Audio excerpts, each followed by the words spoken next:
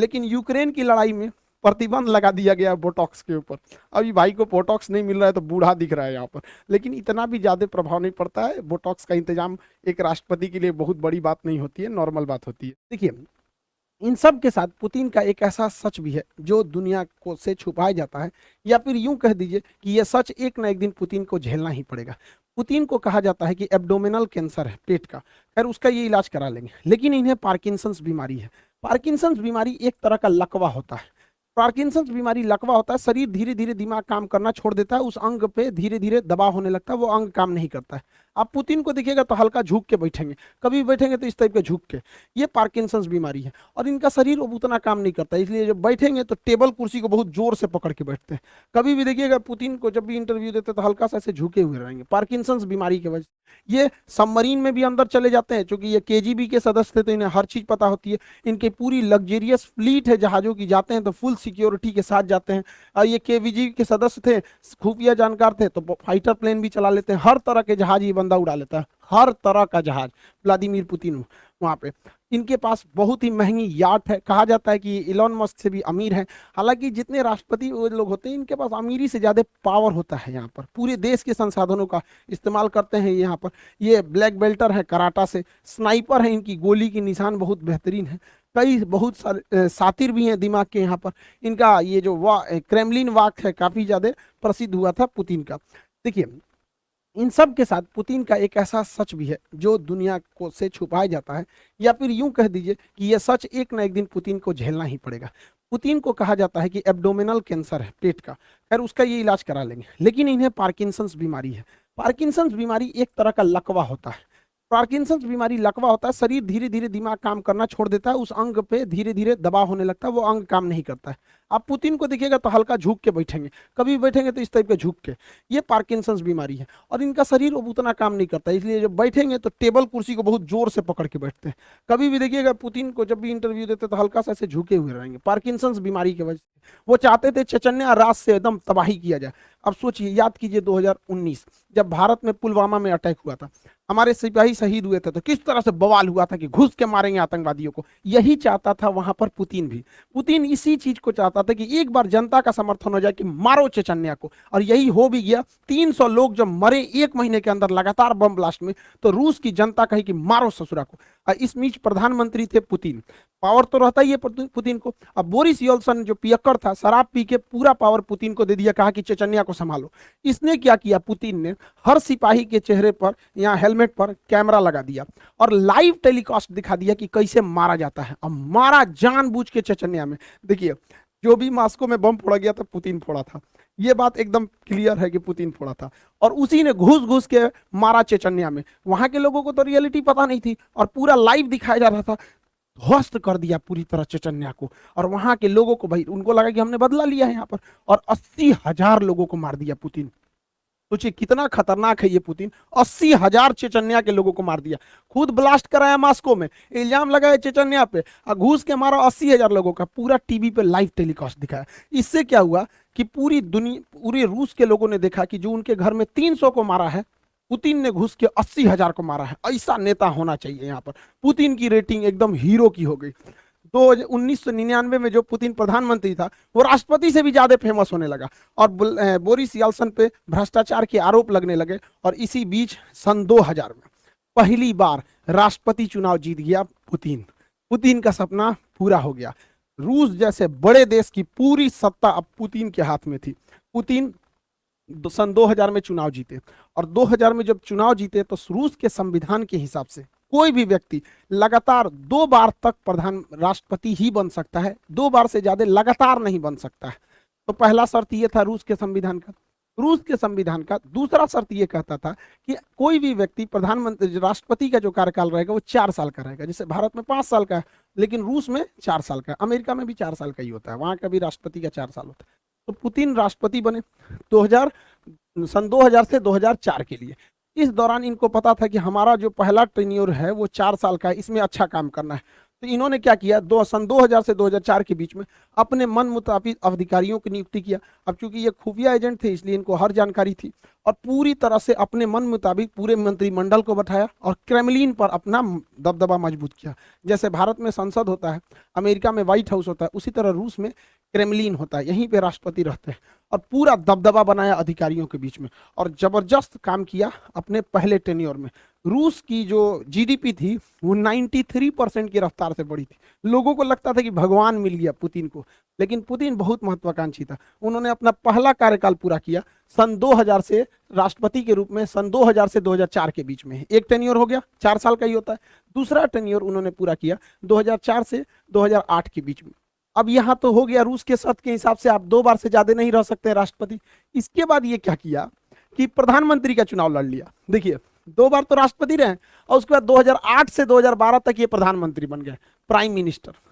और क्या prime minister बनने के बाद अपने एक चमचा को राष्ट्रपति का चुनाव जितवा दिए, जिसका नाम था देमेत्री मेहदेव। देमेत्री मेहदेव ये कहने के लिए 2008 से 2012 के बीच में राष्ट्रपति थे, ये कहने के लिए राष्ट्रपति थे और उसी दौरान ये क्या थे, प्रधानमंत्री। ये इतना शातिर इंसान है कि संविधान में संशोधन कर दिया और कहा कि इस दौरान राष्ट्रपति की शक्तियां प्रधानमंत्री के पास आ जाएंगी। तो ये काम के राष्ट्रपति रह गए और ये पूरी की पूरी शक्ति का प्रयोग 2008 से 2012 के बीच में व्लादिमीर पुतिन ने किया। अब यहीं से रूस के संविधान का वह प्रावधान भी प्रभाव से हट जाता है, क्योंकि रूस का संविधान बस यही कहता है कि कोई भी व्यक्ति 2 लगातार टर्म्स को नहीं रह सकता है। तो 2 लगातार हो गया, उसके बाद एक बार के लिए इसको बना दिया, जब तक ये राष्ट्रपति था इसका सारा पावर खुद यूज किया, तब तो अब इसके बाद ये उठ सकते थे पुतिन। अब क्या हुआ, पुतिन फिर 2012 में राष्ट्रपति के लिए खड़े हुए, क्योंकि सारी पावर राष्ट्रपति के पास रहती थी। तो 2012 से 2016 के बीच में पुतिन राष्ट्रपति रहे और जब ये राष्ट्रपति थे ना तो फिर संशोधन किए कि जो पावर प्रधानमंत्री राष्ट्रपति से प्रधानमंत्री को दिया गया था वो वापस पावर प्रधानमंत्री से राष्ट्रपति को दिया जाता है। खिलवाड़ करके रखा ही इंसान देश के साथ। तो 2012 से 2016 तक के बीच में ये राष्ट्रपति रह गया। 2016 में फिर चुनाव हुआ, क्योंकि 4 साल पे होता है। 2016 से 2020 तक ये फिर से राष्ट्रपति बने और 2020 में ये संशोधन कर दिए कि ये बंदा 2036 तक राष्ट्रपति रहेगा। अब 2036 तक कुछ सोचना नहीं है, पुतिन भैया रहेंगे राष्ट्रपति वहां पे, कोई कितनों कर ले। ये है रूस का पावर पुतिन में। पुतिन बहुत ही जबरदस्त रहा पावर के मामले में। पुतिन अपने पहले कार्यकाल अर्थात सन 2000 से 2004 के बीच में इस समय पूरा ध्यान अपने देश पर दिए थे, लेकिन जैसे दूसरा कार्यकाल हुआ खतरनाक काम करना पुतिन ने चालू किया। इसने क्या किया, 2008 में जॉर्जिया पर हमला कर दिया, क्योंकि जॉर्जिया 1991 में सोवियत संघ से ही टूटा था, उसके 2 क्षेत्रों पर कब्जा कर दिया। 2011 में इसने लीबिया पर आक्रमण कर दिया और लीबिया के मुअम्मर गद्दाफी की सरकार को हालांकि नहीं बता पाया वहां पे। उसके बाद 2014 आया, 2014 में यूक्रेन के शहर क्रीमिया पे कब्जा कर लिए। 2015 में सीरिया में गिर रहे सरकार बशर अल असद की सरकार को बचा लिए। 2022 आया, फिर पूरी तरह यूक्रेन पर हमला कर दिया। पुतिन खाली नहीं बैठते, क्योंकि इनको पता है कि जब तक अंतर्राष्ट्रीय विवाद होते रहेगा देश की जनता कभी अपने सरकार से सवाल नहीं पूछेगी। यही फॉर्मूला अपनाया था चीन ने भी। चीन के माओ सरकार के जब सरकार गिरने वाली थी तो उसने 1962 में भारत पर हमला कर दिया बिना मतलब, क्योंकि जब देश की सेना हमला करती है तो लोग सरकार से सवाल नहीं पूछते हैं, कहते हैं जो भी सरकार है बस हमें जिताओ। ये बात बखूबी जानते हैं व्लादिमीर पुतिन, इसलिए वो हमेशा लड़ाई लड़ते रहते हैं अपने अगल बगल वाले देशों से। हालांकि बहुत बड़े राष्ट्रवादी भी हैं। पुतिन की कई सारी पावर है, लेकिन उनमें 3 सबसे ज्यादा पावर इनके पास पूरी तरह से एक साइबर आर्मी है। हैकिंग पे बहुत जबरदस्त करते हैं यहाँ पर। इतना बड़ा हैकिंग आर्मी है इनके पास कि कहा जाता है कि जो डोनाल्ड ट्रंप को जिताने में भी इसी भाई का योगदान था यहाँ पर। इतनी बड़ी इसकी हैकिंग आर्मी है, साइबर पूरी तरह आर्मी रखा हुआ है। इनके विरोधियों कब गायब हो जाते हैं, कब मारा जाते हैं, किसी को पता नहीं। इनके विरोधी के ऊपर कभी छापा पड़ जाएगा, कभी पुलिस उठा ले जाएगी, कभी इनकाउंटर हो जाएगा, कभी मारा जाएंगे, कोई इनका विरोध नहीं कर सकता है। और पूरी मीडिया पुतिन की गुलाम है। किसी भी टीवी चैनल को देखिएगा बस हमारे राष्ट्रपति ऐसे, ये खाएं, वो सोएं, ये किए, वो के, दिन रात उसी के चलते रहता है। ये 3 चीजों के बदौलत सन 2000 से लेके आज 2022 तक, यानी 22 सालों से पुतिन वहां के राष्ट्रपति हैं। और साथ ही साथ अब वो 2036 तक रहेंगे यहाँ पर, 2036 तक वो वहां पे राष्ट्रपति रहेंगे। पुतिन की लाइफ स्टाइल भी गजब है। कभी ये घुड़सवारी करने लगते हैं, तो कभी मछली पकड़ने लगते हैं, कभी भालू पे चढ़ के घूमते हैं, तो कभी तैराकी हो जाती है इनके अंदर में। ये सबमरीन घटनाएं खराब होती गई। रूस की जो उस समय का नेतृत्व था, रूस को संभाल नहीं पाया, और एक के बाद रूस में क्रांति बढ़ने लगी। और रूस जो था उस समय सोवियत संघ हुआ करता था, पूरा नाम USSR, union of Soviet socialist Republic. इसमें 15 देश होते थे, या 15 देश 1991 यानी 1991 में बिखर गए। इसमें से कौन कौन से देश बिखर? Estonia, Latvia, Lithuania, Ukraine, Moldova, Belarus, Georgia, Armenia, Azerbaijan, Kazakhstan, Kyrgyzstan, Tajikistan, Turkmenistan, Uzbekistan. नक्शा की क्लास में आप सब लोग को याद करा दिए थे, तो अब बच्चों का चीज है ये सब, दुनिया के केंद्र देश कहाँ पे, तो ये तो आप सब लोग को पता ही है। तो टोटल यूएसएसआर 15 भागों में टूट गया, जिसमें सबसे बड़ा भाग जो निकला था वो था रूस, जबकि इसके जितने जो छोटे छोटे देश थे ऐसे 15 देश टूट गए, जिसमें यूक्रेन भी रूस से ही टूटा था 1991 के दशक के समय। उस समय जो रूस के राष्ट्रपति थे मिखाइल गर्बाचोव, मिखाइल गर्बाचोव सबसे लोल राष्ट्रपति रहा था पूरे रूस का। इसने 1989 में अफगानिस्तान में सेना भेजा तालिबान को कंट्रोल करने के लिए, वहीं तालिबान उदय हुआ और फिर वहां से भागना पड़ा, ये उसको भी नहीं कंट्रोल कर पाए। बर्लिन की दीवार तोड़ दी गई, ये उनको भी नहीं कंट्रोल कर पाए। और फाइनली 1991 का यूएसएसआर का बिखरा हो गया। ये सब भी मिखाइल गर्बाचोव के समय हुआ। इन्हें अपने पद से त्याग देना पड़ा और उसके जगह पे आए थे बोरिस येल्सन। बोरिस येल्सन से लोगों को उम्मीदें थी, लेकिन बोरिस येल्सन जो थे महापियक्कड़ आदमी था। ये जहां तहां पीने लगता था, बड़का बड़का बाल्टी में दारू पीता था और नाचने लगता था। स्टेज पे गया, देखिए नचनिया के साथ ही नाच रहा है, बताइए राष्ट्रपति नाचेगा? जिस वजह से इसका विरोध होने लगा। बोरिस येल्सन जो थे ये सोचे थे कि रूस जो एकदम सरकारी तंत्र में फंस चुका था, क्योंकि वहां उस समय ये परंपरा थी जो कुछ होगा सरकारी होगा। और आप भारत में देखिए, सरकारी चीज में जहां गए, जैसे सरकारी हॉस्पिटल में गए तो आपको फील हो जाएगा कि ये सरकारी हॉस्पिटल, फैक्ट्री में जाएंगे सरकारी फैक्ट्री तो आपको फील हो जाएगा। तो इनको लगा कि अमेरिका की तरह आगे बढ़ना है तो प्राइवेट को आगे बढ़ना पड़ेगा, तो धीरे धीरे न करना चाहिए। इन्होंने क्या किया, सरकारी मशीनरी को धीरे धीरे बंद करना चालू किया, प्राइवेट को आगे बढ़ना चालू किया। इस वजह से जो पहले से अर्थव्यवस्था थी जो चल रही थी वो भी नहीं चल पाई, और दूसरा क्या हो गया कि लोगों के अंदर रोजगार जाने लगा, जिस वजह से इनका भी विरोध होने लगा बोरिस येल्सन का। हालांकि बोरिस येल्सन जो उम्मीद लाए थे वो 20 साल आगे उसका असर दिखता, लेकिन इनको उतना आइडिया नहीं था, पियक्कड़ आदमी था, जहां तहां नाचने लगता था यहाँ पर, जिस वजह से लोग इन्हें पसंद नहीं करते थे। और यही एंट्री होती है व्लादिमीर पुतिन की। ये साल हो जाता है 1991 जब यूएसएसआर टूटा, और इस समय तक व्लादिमीर पुतिन लेफ्टिनेंट कर्नल बन चुके थे।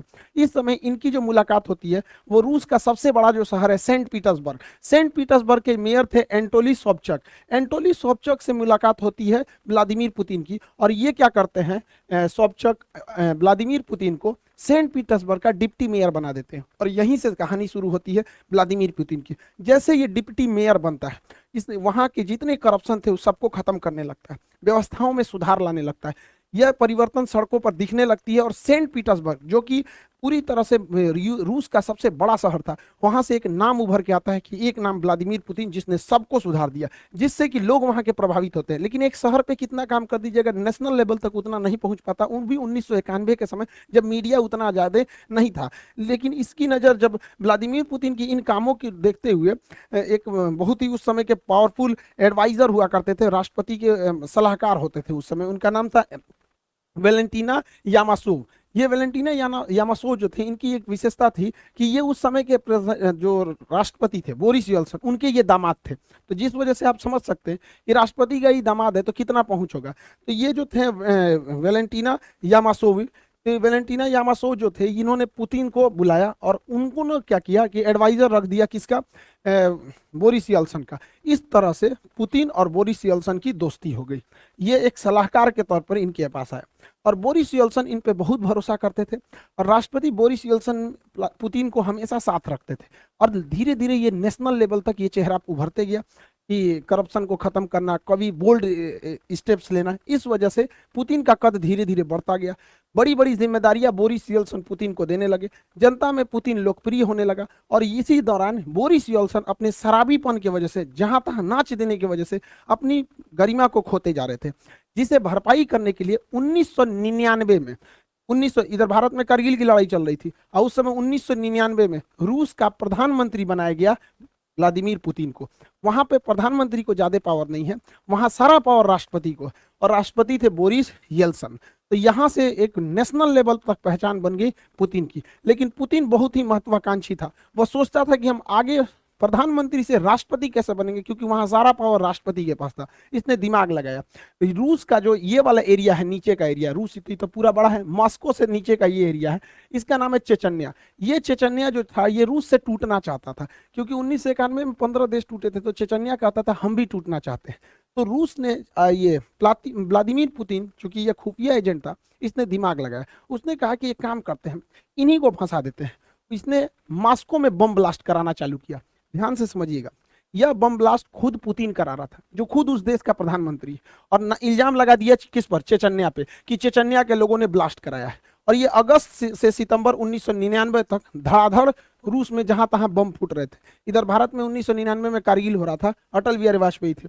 और देखते देखते एक महीना, अगस्त से सितंबर 1999 में रूस के शहर मॉस्को, राजधानी मॉस्को में धड़ाधड़ सीरियल ब्लास्ट होने लगे। इस ब्लास्ट में कहीं 10 आदमी मारा जाता है, कहीं 2 आदमी मारा जाता है। ऐसे करते करते मॉस्को में मरने वालों की संख्या 300 हो गई, जिस वजह से भयंकर बवाल हो गया। रूस के लोग अब चेचन्या को देखना नहीं चाहते। मन में जन्मे व्लादिमीर पुतिन की पूरी जीवन को समझते हैं कि वो कैसे इतने शक्तिशाली हो गए, और किस तरह से जिस व्यक्ति को कोई नहीं जानता था, वो रूस के जैसे विशाल देश पर इतने लंबे समय तक राष्ट्रपति रह गया। देखिए, व्लादिमीर पुतिन का जन्म 1952 में एक बहुत ही नॉर्मल फैमिली में हुआ था। इनके पिता सोवियत संघ में एक नेवी में अपनी सेवा देते थे। उस समय नियम था कि हर परिवार के लोगों को सेना में सर्व करना है, जैसे आज इजराइल में है वहां पर। तो ये नेवी में सर्व करते थे, और इनकी माँ एक छोटी सी फैक्ट्री में वर्कर थी। इनका जीवन बहुत ही साधारण परिवार में बीता।